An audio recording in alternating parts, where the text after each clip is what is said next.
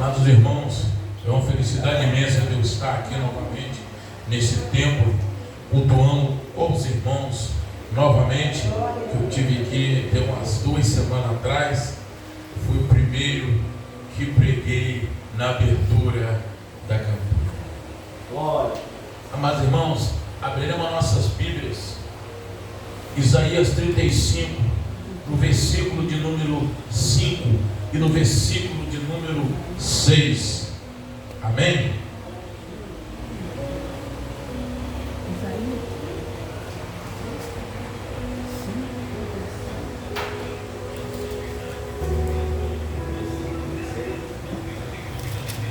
Amados irmãos, a palavra de Deus ela é reta. A palavra de Deus é como se fosse a nossa vida.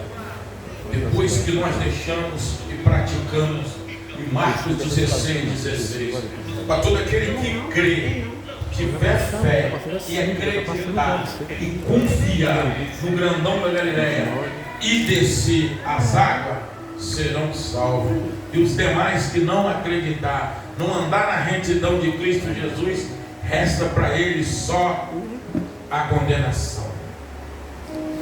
Isaías capítulo 35, versículos 5 e 6. Então os olhos do cego serão abertos, e os ouvidos dos surdos se abrirão. Então os coxos saltarão como servo, e a língua dos mudos cantará, porque água arrebentarão do deserto e ribeiro no ermo. Amados irmãos, vocês prestam bem atenção no tema da campanha. Quando nós olhamos lá em Marcos 7, 31 ao 34, está no Novo Testamento. Muitos dizem que o Velho Testamento está desligado do Novo. Não.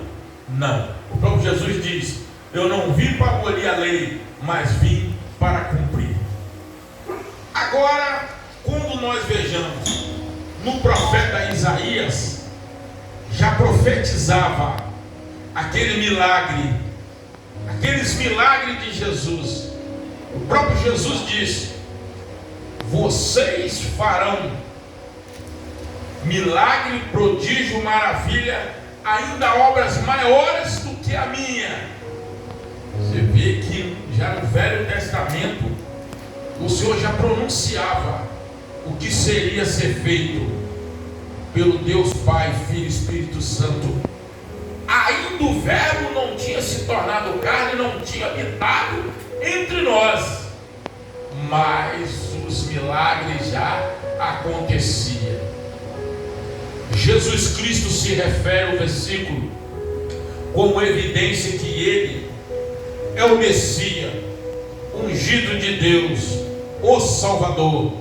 Quando Jesus disse que os seguidores fariam coisas maiores do que esta, se referia a ser efeitos que a sua igreja teria quando fosse verdadeiramente capacitada pelo Espírito Santo de Deus.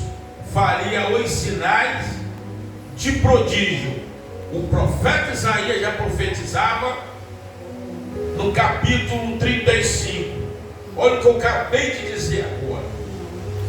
Amados irmãos, o Espírito Santo de Deus capacitar uma igreja para ela fazer prodígio, maravilha, coxo andar, cego enxergar, mudo falar e os olhos ser abertos, irmão, tem que estar com a vida no altar, igual o pastor Wellington, igual a pastora Érica.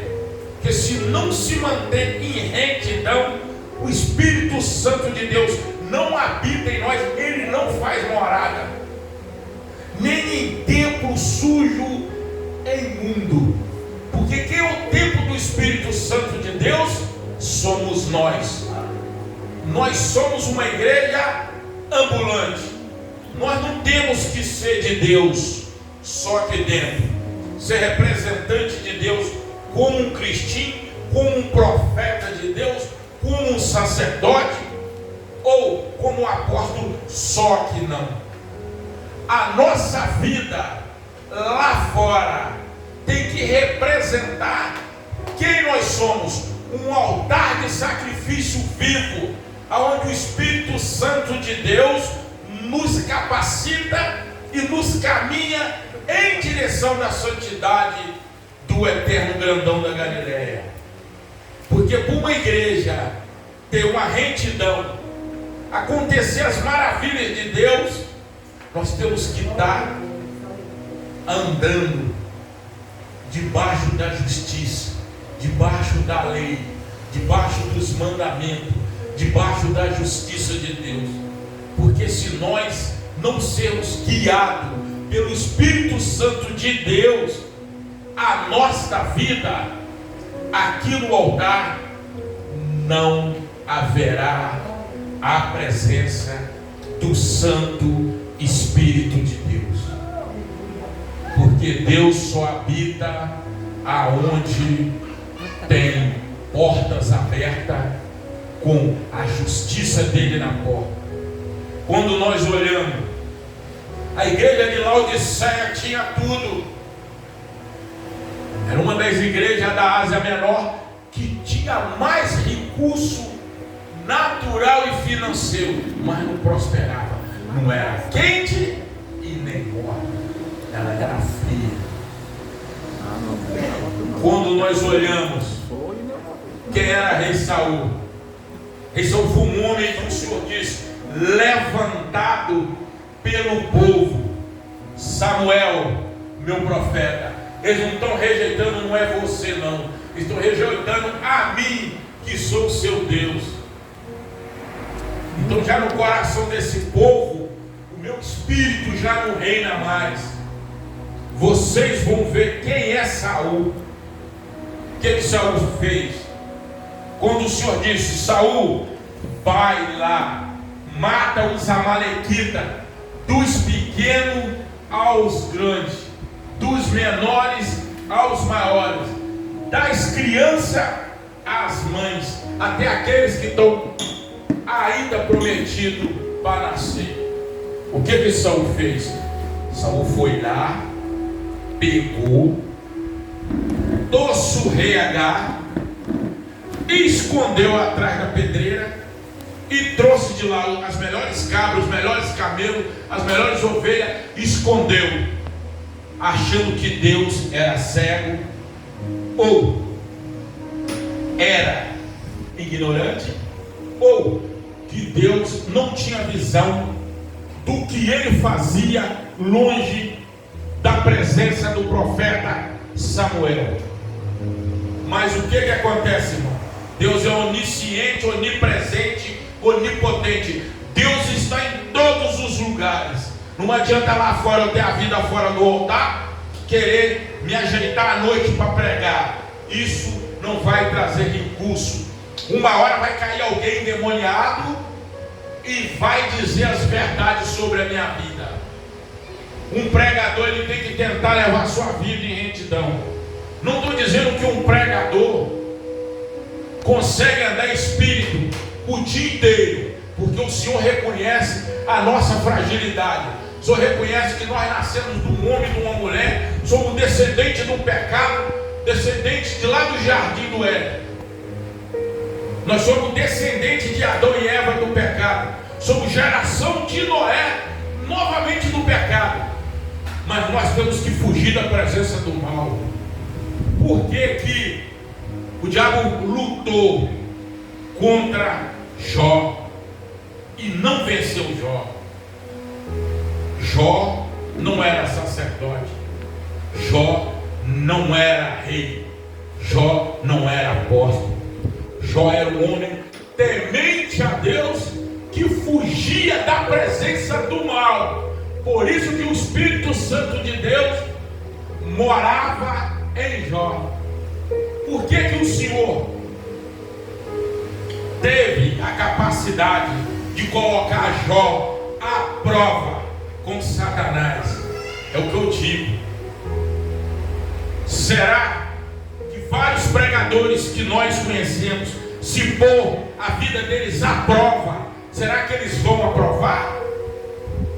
Porque muitos lá fora é uma coisa, aqui dentro não. Nós temos que tentar andar em espírito, viver Deus. Porque aquele que não vive Deus, ele não consegue chegar em lugar nenhum. A coisa dele não prospera. O diabo dizia que se tirasse de Jó, tudo que Jó tinha, que o diabo vinha de rondar e de rondar pela terra e conhecia a vida de Jó. Sabe por que Jó é assim? Ele é o mais rico do Oriente. Igual diz que o Espírito Santo de Deus morava em Jó, fazia morada em Jó. Se eu tocar na riqueza dele, ele vai blasfemar frente a frente com o Senhor. O Senhor falou, pode tocar. Não tocando o coração de Jó e na alma dele, o resto só pode tocar. O diabo fez de tudo, não conseguiu tirar o Jó da presença. Não conseguiu. Assim somos nós. Para acontecer essas coisas, milagre, prodígio, maravilha, só se nós estivermos andando em espírito. Mesmo que o Senhor sabe que nós pecamos. Não pecado premeditado, que é aquele pecado que sabe que é pecado e pratica. Mas tem pecado por acidente que a gente pratica. Existe ira. Jesus irou, mas foi uma ira santa. Tem ira que é pecado, que já vem a ira premeditada para praticar aquilo, mas tem a ira santa. Quando Jesus chegou, encontrou os cambistas vendendo, negociando, comprando no pátio da igreja. O que o Senhor fez? Quebrou todas as barracas, soltou todos os animais que estavam ali para ser colocado como expiação, quebrou tudo e falou: eu entendo e compreendo como uma casa do Senhor, uma casa do meu Pai, uma casa de oração, não convide ladrões, um fim comercial. Existe várias caminhadas na nossa vida, mas esta caminhada tem que ser sólida. Que 10 palavras que seja da nossa boca, irmão, se for para prosseguir mentira, as 10 tem que ser verdade. Porque quando nós mentimos, nós pecamos conscientemente do que estamos fazendo. É um dos pecados mais comuns, é mentira. João 8,44. Vamos tentar andar em espírito, aí as coisas andam. Hoje a igreja está com poucas pessoas. Por quê? Eu sei. Porque aqui prega a palavra de Deus, aqui prega salvação da nossa alma, aqui prega a vinda de Jesus, aqui prega remissão de pecado. Aí a igreja vai estar vazia. Agora coloca ali fora ali, ó, que está vendendo óleo ungido, igual eles estão fazendo aí. Está vendendo uma vassoura aqui que vai lá, a riqueza chega atrás da porta. Aí vai ver cheio. Aqueles que vivem de ilusão. Mas aqueles que buscam a verdade, que pregam a verdade, o Senhor vai capacitando devagar o que ele precisa. Que eu conheço tudo sobre a minha vida, sobre tudo que eu já fiz e que eu faço hoje. Hoje eu busco a Deus toda hora, todo dia, toda hora, todo dia. Irmão, orar não é só de joelho não. Está sentado, está orando em pensamento. Está em pé, está orando em pensamento. Está andando, está orando em pensamento. Está no carro, está ouvindo um louvor, um hino. Está em casa, está ouvindo um louvor e um hino. Está em casa, está na Record. Aí sim você vai conseguir a concentração, tá? Da trindade de Deus na sua vida. O Pai, o Filho e o Espírito Santo vai passar a habitar. Ele só habita onde ele é chamado. Ele não entra de qualquer forma.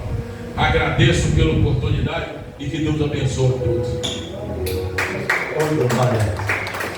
Jesus, ele opera, né, no nosso meio da maneira que ele quer e usa o que ele quer. Não é verdade?